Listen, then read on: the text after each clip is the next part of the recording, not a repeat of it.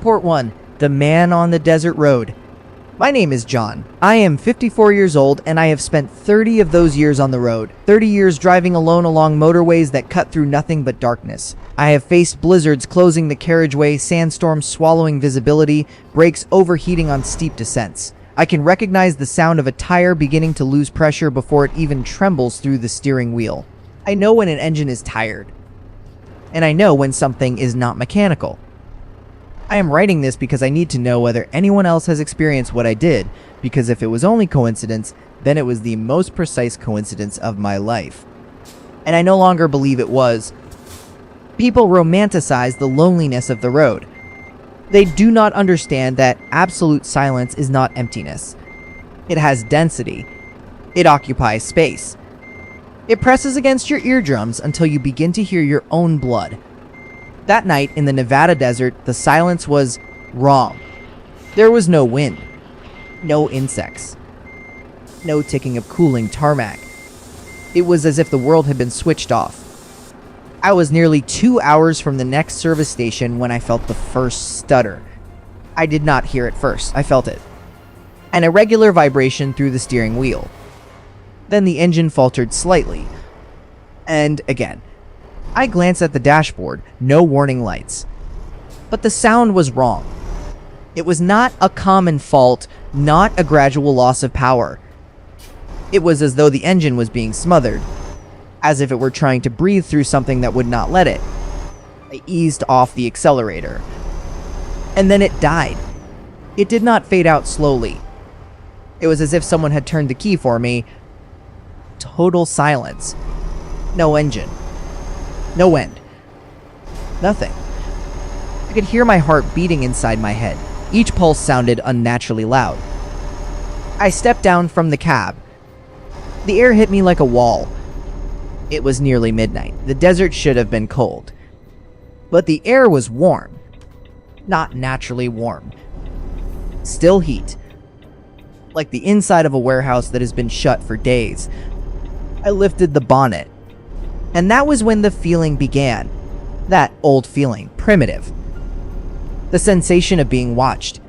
Not from far away. From close. I looked around. Nothing. No buildings. No lights. No rise in the land. Just miles of flat darkness. I tried the CB radio. Static. Mobile phone, no signal. I was completely alone. That was when I saw the headlights. Distant. Stationary for a few seconds. Then they began to approach. Far too slowly. Relief came automatically. And immediately felt wrong. The pickup stopped a few meters in front of my lorry. The man who stepped out looked too ordinary. Tall, thin, clothes covered in dust. But he did not look surprised. Did not look curious. Did not look like someone who had just found another human being in the middle of nowhere.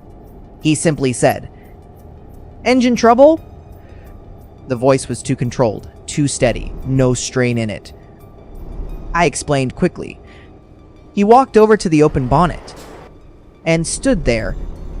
He did not touch the engine, did not ask me to start it, did not examine anything. He merely tilted his head slightly, as if listening, but not to the engine. It was as though he were listening to something I could not hear. The silence between us began to grow heavy. My skin started to prickle. "Can you see what it is?" I asked. He took a few seconds to respond. Too many seconds. "I can help you, John." My entire body locked up. I had not told him my name. I was not wearing a badge. I had made no contact over the radio. The desert had been silent. He smiled, but it was not a normal smile. It did not reach his eyes. His eyes did not reflect the headlights. They seemed to absorb them. Dull. Far too deep. He said there was a place nearby, that he could sort my problem out, that I did not need to worry. It did not sound like an offer. It sounded like fate. My instincts began to scream. 30 years on the road taught me to listen to that kind of warning. I refused. said I would wait for another lorry driver. He looked at me for far too long, without blinking. Then he went back to the pickup and stayed there, engine running, headlights on, waiting. 10 minutes, 20, 40, an hour. I began calculating how much fuel I had left. I began wondering how long before the battery drained completely. I began imagining what would happen when desperation spoke louder than caution. He knew. He knew I was trapped. When he pulled the pickup up alongside my cab and stepped out again, I was already locked inside. He walked slowly. Firm steps. Controlled. He knocked twice on the door. Let's not make this difficult, John. It was not a threat. It was possession. I tried the ignition. Nothing. Not even a click. As if the battery did not exist. He took hold of the handle. Tested it. Calmly. And then headlights appeared in the distance. A large lorry. Real engine noise. Real vibration through the tarmac. The man stopped, turned his head slowly, and smiled, but not at me. It was a satisfied smile, like someone who had not lost, only postponed. He went back to the pickup, got in, and drove away unhurried. The other driver stopped, asked what had happened. Before answering, I tried the engine again. It started on the first turn, perfectly, as if it had never failed. The next day, I ran a full inspection. Electrics, fuel injection, battery, alternator, nothing. No record, no fault, nothing. Here is what truly made me write this. 2 weeks later, on a different route, at night, the engine failed for 3 seconds. Just 3. Then it came back. In the rearview mirror, I saw 2 headlights at the exact same distances that night. Not closer, not farther. Exactly the same. I blinked. They were gone. Since then, I avoid stopping at night. I avoid that route. And whenever I am too alone, I check the mirror because part of me knows. He did not appear by chance. He did not need to force me. He only needed to wait. And I have the feeling that that night, I did not escape. It simply was not the right moment. If anyone has lived through something like that, if anyone has ever felt something testing their vulnerability, tell me, because I am 54 years old, 30 of them on the road. And it was the first time I felt I was not dealing with a man. I was dealing with something that knows exactly when you are alone. Report 2, the rest stop that wasn't meant for rest. I will not say my name, nor where it happened. Anyone who lives on the road knows that certain places remain there, quiet, waiting for the next mistake, and I have no intention of making it easier for them to find me. It was past 2 in the morning when I saw the sign for the rest area. I had been driving for hours. The road was too empty, no headlights behind me, no lorries passing in the opposite direction, just dark tarmac and the lane markings reflecting like eyes on the ground. The place appeared after a long bend. A single lamppost at the entrance. Flickering. Not steadily. It flickered as if deciding whether it should continue working. The car park was far too large for the amount of activity there. The bays were faded, the concrete cracked, old rubbish caught in the corners as though no one had cleaned the place in a long time. There was a car parked far from the building. Dark, engine off, windows closed. It was not the position of someone who intended to use the toilet. It was the position of someone who wanted to watch without being seen. I switched off the lorry, and the silence fell. It was not ordinary silence. It was total absence. No insects, no leaves shifting, no distant sound from the motorway. It was as if that patch of land had been cut off from the rest of the world. I climbed down from the cab.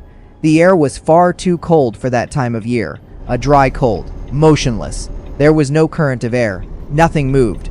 Every step I took felt wrong there. The toilet building was small, old concrete, paint peeling away. The door creaked as it opened, and that creak was the only natural sound I had heard since I stopped. Inside, something unsettled me immediately. Empty public toilets echo. That one did not. My footsteps did not return to me. The sound simply died. While I was washing my hands, I heard the first footstep outside. Slow, then another, unhurried. Not heavy. It was not someone crossing the car park. It was someone walking around the building. I stopped moving my hands. Waited, another step, closer to the door. Silence. Then the sound continued, tracing the wall, as if measuring the space. I stayed there a few seconds longer before leaving. When I pushed the door open, I saw him.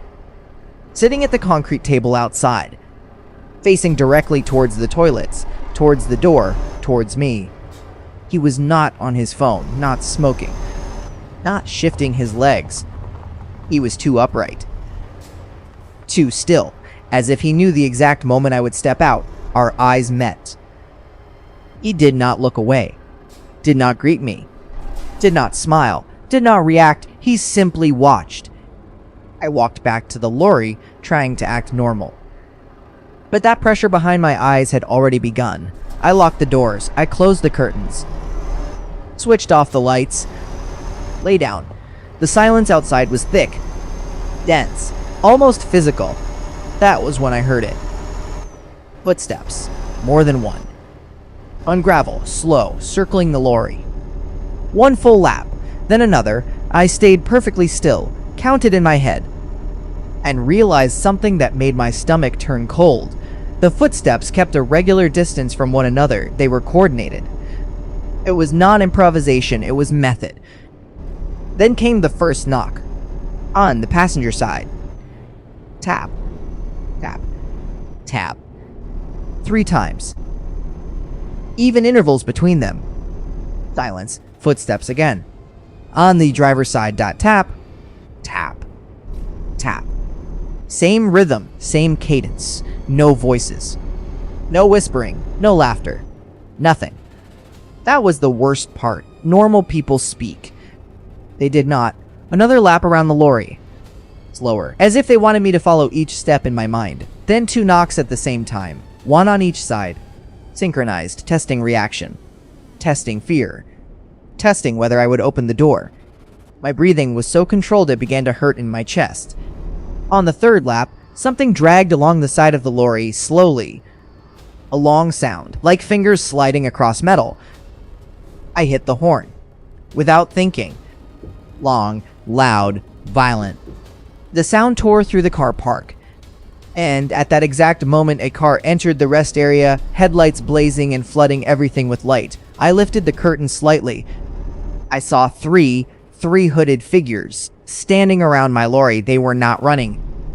Not startled, they were calculating. The car that had entered kept moving forward. And they stepped away, without panic. No rushing. One walked towards the trees. Another moved around the building. The 3rd got into the car that had already been parked there before I arrived. The engine started immediately, as if it had been ready. They left calmly, like people who had merely interrupted something that could be finished later. The man who had driven into the rest area asked if everything was all right. I said yes, but my voice was far too dry to sound convincing.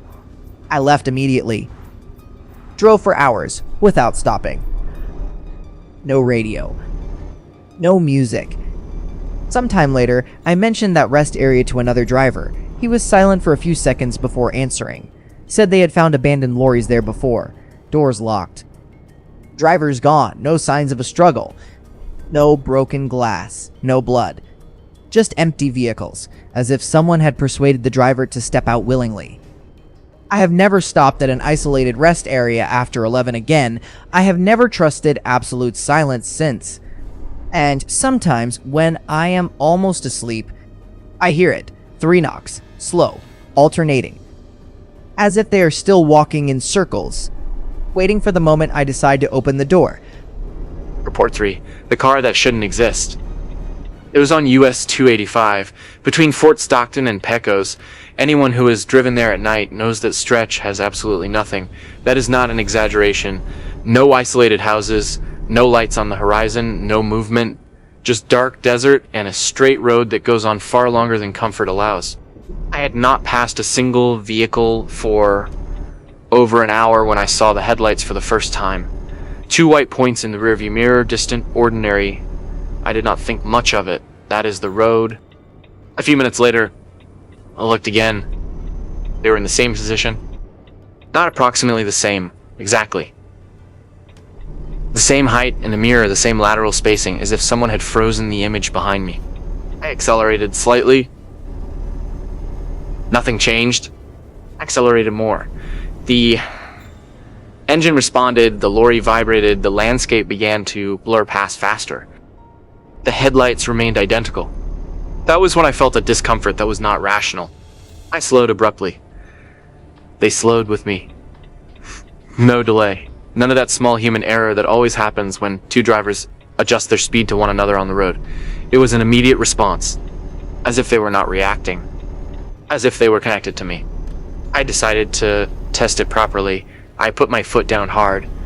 The speedometer climbed beyond what I normally allow. The desert became a dark smear at the edges. The engine strained too loudly for that kind of solitude. I checked the mirror. Same distance. Not a meter closer. Not a meter farther. It made no physical sense, even if it had been an experienced driver. Perfect synchronization like that was impossible. So I did the opposite. I stamped on the brake. The lorry slowed heavily, shuddering. My body lurched forward against the seatbelt, and headlights disappeared. They did not swerve. Did not overtake. Did not fade out. They simply ceased to exist. The road behind me was empty, straight for miles. No nearby bend, no side access, nowhere a vehicle could have turned off. I came to a complete stop in the middle of the carriageway, got out. The silence there is different from anywhere else. It is not just absence of sound, it is a kind of emptiness that seems to press against your ears. There were no tire marks off the tarmac, no disturbed dust, no smell of recent fuel. I climbed back into the cab, telling myself it was fatigue. A visual illusion, a strange reflection. I carried on driving. 15 minutes later, when I had almost convinced myself I had imagined everything, I felt it again. That presence behind me. I checked the mirror. They were there. In the exact same spot. As if time had reset. They were not trying to catch up. Not falling back. They were maintaining. This time I did not test it gradually. I pushed the lorry as hard as it would go. The engine roared, almost in protest. I was far too fast for that road. Even so, slowly the headlights began to grow. I was above 120 kilometers. And they were coming. No full beam. No horn. No attempt to overtake. Just closing the gap. The light began to reflect inside the cab. First in the rearview mirror, then along the edges of the windows. It was not yellowish like most headlights. It was too white. Too clean. Almost solid. When they were nearly touching the rear, I tried to see the vehicle. There was no outline. No silhouette. No front grille. No shadow suggesting a physical car. Just two sources of light suspended in the dark. A few meters behind me. The cab began to grow too bright. For a second I had the impression that the light was not merely illuminating. It was passing through. It was the first time in decades on the road that I felt real helplessness. I had no control, and then at the instant the light seemed too large to fit inside the mirror. Absolute darkness behind me, as if nothing had ever been there. No sound of an engine passing. No shift of air. No trace. Only emptiness. I did not stop that time. Later, at a service station near Pecos, I asked the attendant whether anyone had ever reported anything strange on that road. They took a few seconds before answering. Said they had heard stories, always the same. A vehicle that follows, keeps an impossible distance, disappears when you stop, and returns when you decide to continue. They told me about a driver who chose to test it twice. The second time the headlights vanished, he stopped again and got out of the lorry. They found the vehicle hours later. Engine running. Door open. Lights on. No driver. No footprints in the sand around it. No sign that anyone had walked away into the desert. Nothing. Now I avoid that stretch at night, but when there is no choice, I follow a simple rule. If the headlights appear, I do not stop, because I am almost certain it is not trying to overtake. It is not trying to crash into you. It is waiting for you to believe you can confront it. And if you decide to stop twice, perhaps no one will find anything more than an empty lorry in the middle of US 285.